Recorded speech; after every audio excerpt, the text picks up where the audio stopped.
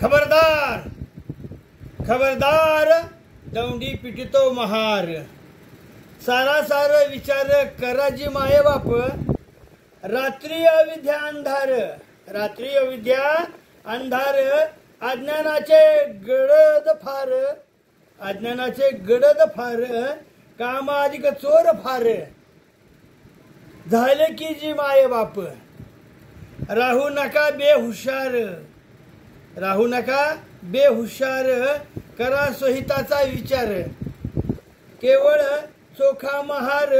दौंडी पिटी पंढरपुरात किती माये बाप। खबरदार खबरदार खबरदार दौंडी पिटितो महार। जय जय पांडुरंग हरी। बुद्ध विटेवरी या चॅनलवर मी आपणा सर्वांचं सहर्ष स्वागत करीत आहे। आज हा चोखा मेळा यांचा अभंग जरी असला तरी याच्यामध्ये राजकारण कशा पद्धतीनं आलेलं आहे आणि या अभंगाची आज काय गरज पडलेली आहे। आज संविधानावर काय बेतलेलं आहे। संविधान कुठे आहे आज। संविधानामध्ये फेरबदल कसे व्हायला लागलेत आणि म्हणून इथं चोखोबानी तुम्ही म्हणतात संविधान 50 चोखोबा 13 शतकातला। हो, कारण हे साधू संत जे असतात ना हे भविष्याचा विचार करूनच तुम्हाला खबरदार करत असतात। म्हणून या ठिकाणी सांगितलंय चोखोबानं खबरदार खबरदार खबरदार। हां, पुन्हा काय म्हणलं ते सारा सार विचार करायची माये बाप। तुम्ही सारा सार विचार करा। रात्री अविद्या अंधार, रात्री अविद्या अंधार। आता तुम्ही कसा शब्द अर्थ घ्यायचा ते घ्या। आजच्या स्थितीला हे शब्द प्रयोग कसा लागू होतोय, संविधानाच्या संदर्भामध्ये कसा अंधार पसरला गेला, ही रात्र कशी आली संविधानावर। कारण लोक आता उघड बोलू लागलेत संविधान बदलायचंय, संविधानाला असं करायचंय, संविधानामध्ये संशोधन करायचंय। काही काही लोकांना तर वाटतं की संविधान नकोच आहे म्हणून काही काही पेरणी वेगळ्या दृष्टिकोनातून होऊ लागली, उदाहरणार्थ मनुस्मृतीतून। आणि म्हणून इथे या ठिकाणी कारण चोखोबाने सांगितलंय की रात्री अविद्या अंधार आहे, मग त्याचा संदर्भ मी आज 2024ला जोडतोय आणि याच्यावरच हा अभंग, याच्यावरच हा व्हिडिओ आहे हे लक्षात घ्या अगोदर। आणि म्हणून तुम्हाला एक विनंती, आता खबरदार म्हणत नाही तुम्हाला विनंती करताना, कारण विनंती म्हणताना खबरदार कसं म्हणावं विनंती करताना, तरी विनंती अशी, तरी खबरदारच म्हणतो तुम्हाला मी। कारण या चॅनलला आपल्या जास्तीत जास्त पुढे पाठवा, शेअर करा व्हिडिओला, चॅनलला सबस्क्राईब करा, आवडलं तर काही चांगले कमेंट्स देखील करा। आणि सगळ्यात महत्त्वाचं म्हणजे काय बाबांनो, की सगळ्यात महत्त्वाचं म्हणजे या ठिकाणी पेटीएम दिलेला आहे। पेटीएम जे तुम्हाला धम्मदान करायचं असेल तर त्या धम्मदान करण्यासाठी हा इथं मी माझा नंबरही देत आहे 82 65 07 51 51। तर या फोन पेवर आपण मला आर्थिक मदत देखील करू शकता। तर ही विनंती आहे, ही विनंती आहे। तर मला वाटतं की आपण दानशूर आहात, धर्मदाय आहात। हां, त्याच्यामुळं या कार्यक्रमाच्या निमित्तानं मला ही आर्थिक मदत होऊ शकते, ती माझ्या दवाखान्याला उपयोगी येते। तसंच हे चॅनल चालवण्यासाठी जे काही नेटचं वगैरे खर्च असतो तोही मला इथं भरून काढावा लागतो। आणि म्हणून एक विनंती पुनश्च करतो मी की कृपया आपण 82 65 07 51 51 ह्या फोन पेवर मला आर्थिक मदत करावी हे मी आपल्याला त्रिवार विनंती करून सांगत आहे। तर चला मी माझ्या विषयाकडे वळतो। आज बंधूंनो, आज आपण पाहिलं किंवा कालचं एक चित्र पाहिलं असेल तुम्ही। चित्र काय पाहिलं होतं, तर चित्र पाहिलं होतं संविधान हातात घेतलं, हे असं केलं, हे असं केलं, नमस्कार केला, सगळा नमस्कार केला, अंतःकरणातून केला का वरून केला, तुम्हीच पाहता तुम्ही। हां, हे संविधान आणि हे संविधानासाठी बाबासाहेबांना काय लढा दिलाय, हे संविधान आणि तुमच्या माहितीसाठी सांगतो बाबांनो तुम्हाला मी, हे दोन पुस्तकं जे आहेत, हे दोन ग्रंथ नेहमी तुम्हाला दाखवतोय, आता काय सत्रभर दाखवायची गरज नाही. हे दोन जे ग्रंथ, एक संविधान आणि एक भगवान बुद्धांचा धम्म, हे दोन जर तुम्ही ग्रंथ जर वाचले तर मला वाटतं वाचले म्हणजे नुसते वाचले नव्हे तर ते खोक्यात गेलं पाहिजे, डोक्यात गेलं पाहिजे. तर अशा पद्धतीने याचा जर अध्ययन केलं, या काही तत्व अंगीकारली, समपसाय पद्धती जर केलं तुम्ही, तर निश्चितच जगामध्ये तुमचा कोणी हे हात धरणार नाही. एवढी विद्वत्ता ह्या दोन ग्रंथामध्ये आहे. या जगामध्ये अनेक ग्रंथ पवित्र आहेत, या जगामध्ये अनेक ग्रंथ पवित्र आहेत, अनेक ग्रंथ. बायबल पवित्रच आहे, कुराण पवित्र आहे, गीता पवित्र आहे, रामायण महाभारत वेद साहित्य सगळं काय असतं ते ज्याच्या त्याच्या दृष्टिकोनातून ज्याला त्याला ते पवित्रच आहे. परंतु या लोकशाही भारतामध्ये राहणाऱ्या कुठल्याही जाती धर्माचा असू द्या, तो त्याला हे दोन ग्रंथ सगळ्यात पवित्र आहेत हे लक्षात घ्या. केवळ बुद्धिस्टासाठी किंवा बौद्धांसाठी हे नव्हे, तर अखिल मानव जातीला तारवायचं जर असेल तर हे दोन ग्रंथ तुम्हाला वाचावेच लागतील, नव्हे समपसाय अनुसरावेच लागतील. आणि म्हणून हा व्हिडिओ आजचा माझा व्हिडिओ हा शेवटपर्यंत पाहिजे तुम्ही सांगतो. आणि म्हणूनच चोखोबाचा तुम्ही अभंग घेतला, तुम्हाला खबरदार खबरदार खबरदार खबरदार. रात्रीचा हा अविद्येचा अंधार आहे सध्या 2024ला. थोडक्यात वाचले मागच्या माझ्या व्हिडिओमध्ये हा विषय निघाला होता. उघड बोलत नाही कुठलीच गोष्ट मी. अज्ञानाचे गडभार सगळा अंधार झालेला आहे. कोणी उठा सुटा संविधान येऊ देऊ, हे सगळं अज्ञानाचा अंधार झालेला आहे. आणि म्हणून काय झाले, कामाधिक चोर फार, खूप चोर शिरले हो. या संविधानाला नष्ट करण्यासाठी अनेक चोर सरसावले. पण काय सांगू तुम्हाला, म्हणून सांगतोय कोण चोखोबा, अरे ना राहू नका बेहुशार. हुशार आणि बे हा विरोधाचा अर्थ शब्द, म्हणजे राहू नका गाफील. बेहुशार म्हणजे गाफील, राहू नका गाफील. कारण आणि करा स्वहिताचा विचार, स्वतःच्या देशाचा विचार करा, स्वतःच्या एक कल्याणाचा विचार करा, स्वहिताचा विचार करा. आणि म्हणून चोका महार दौंडी पिटी पंढरपुरात, जोहार मायबाप जोहार, तुमच्या महाराचा मी महार. तर अशा पद्धतीचं हा व्हिडिओ किंवा हे जे उक्ती आमच्या श्री संत चोखोबाने दिलेले आहे, त्या चोखोबाच्या ह्या विनंतीनुसार, चोखोबाच्या या अभंगानुसारच आजचा माझा व्हिडिओ होत आहे.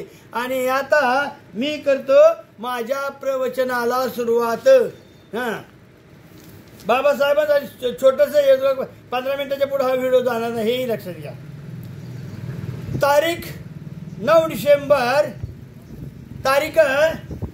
डिसेंबर 1946 रोजी बाबासाहेबांचे शब्द, बाबासाहेबांच्या वाक्यात, घटना समितीच्या संदर्भामध्ये बाबासाहेब काय म्हणाले होते ते तुमच्या मी निदर्शनास इथं आणून देत आहे. तर बाबासाहेब म्हणतात त्यांच्या शब्दात, तारीख 9 डिसेंबर 1946 रोजी घटना समितीची पहिली बैठक झाली.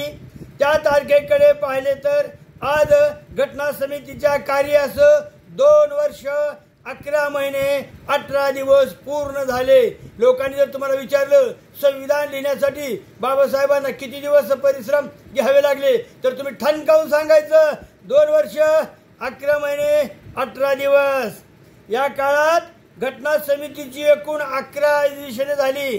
किती झाली अधिवेशनं? 11 अधिवेशनं झाली.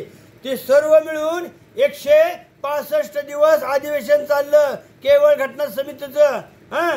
आणि तारीख 29 ऑगस्ट 1947, तुम्हाला मी नेहमी सांगत असतो, ज्यावेळी माझं काय ऐकायचं असेल ना तुम्हाला, तर माझ्या काय गुल्लू गप्पा नसते त्या. म्हणून पेन पेन्सिल कागद वही टाचन काय असेल ते जवळ घेऊन बसायचं असतं आणि पटदिशी टिप्पण करून ठेवायचं असतं. तारीख 29 ऑगस्ट 1947 रोजी घटना समितीने मसुदा कमिटीची निवड केली. आणि लगेचच दुसऱ्या दिवशी म्हणजे 30 ऑगस्ट 1947 रोजी मसुदा कमिटीची पहिली बैठक बोलवण्यात आली, घेण्यात आली. तेव्हापासून कमिटीचं कामकाज जवळजवळ 141 दिवस चालले। या मूळ घटनामध्ये 243 कलम आहेत आणि 13 परिशिष्ट आणि ज्यावेळी अधिवेशन पूर्ण संपलं गेलं त्यावेळी शेवटच्या स्वरूपात घटनेवर ज्यावेळी शेवटचा हात फिरवला गेला त्यावेळी घटना मसुदात किती एकूण 395 कलम आणि 8 परिशिष्ट आहेत। तर अशी ही माझ्या बाबांची राज्यघटना आहे आणि या राज्यघटनेला आता एक चोखवा महाराज म्हणतात तसे की काळोख्याचे गडद अंधार येऊन राहिलेले आहेत।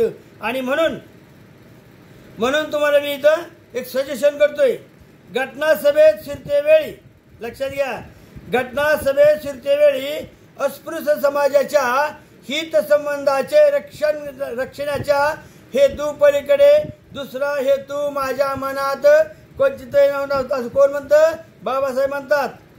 घटना सभेतील अत्यंत महत्त्वाची कार्य करण्यासाठी माझी निवड करण्यात येईल अशी मला चुकूनही कल्पना नव्हती। कारण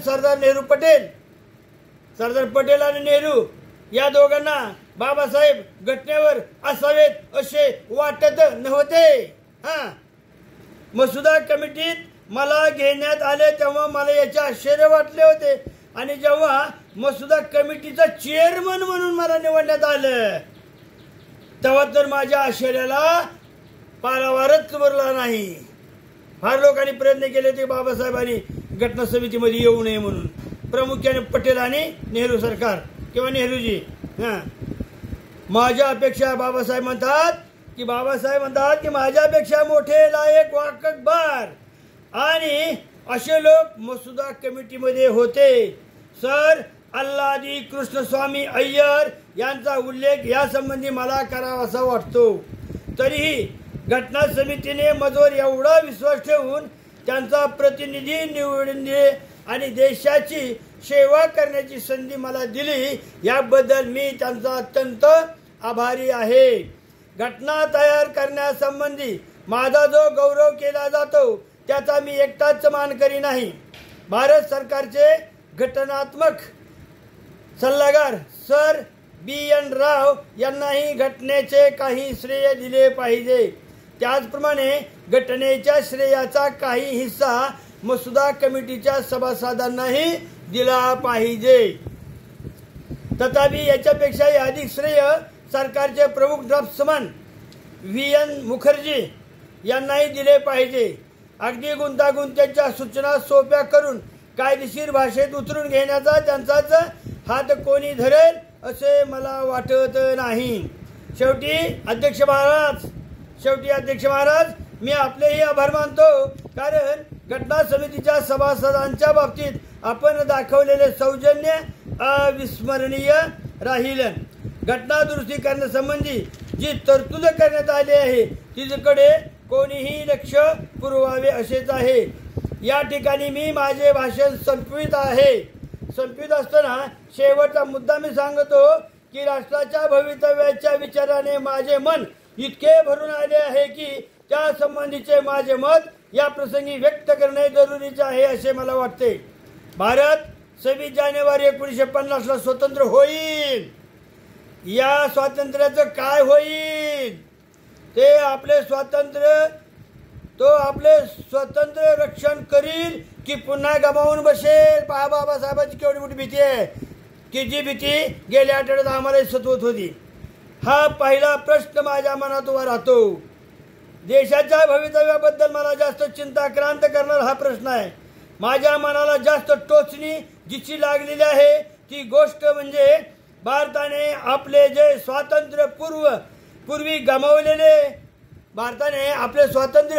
पूर्वी जे गमावले होते ते काय गमावले होते? कारण हिंदुस्थानच्या काही रहिवासी कपटी कारस्थानामुळे हे सत्य हृदयाला असह्य वाटू लागले। शेवटचं वाक्य महत्वाचं आहे। हे हिंदुस्थानच्या काही रहिवाशांनी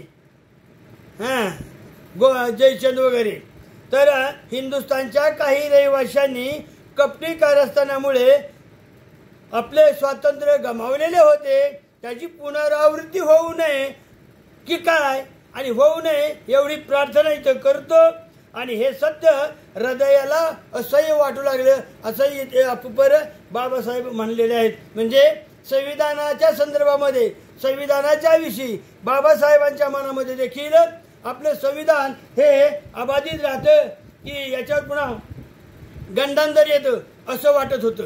परंतु मित्र हो, सांगायची गोष्ट अशी की जवळजवळ 14 पासून संविधानाच्या मागे हात धुवून लागलेली माणसं आहेत काय.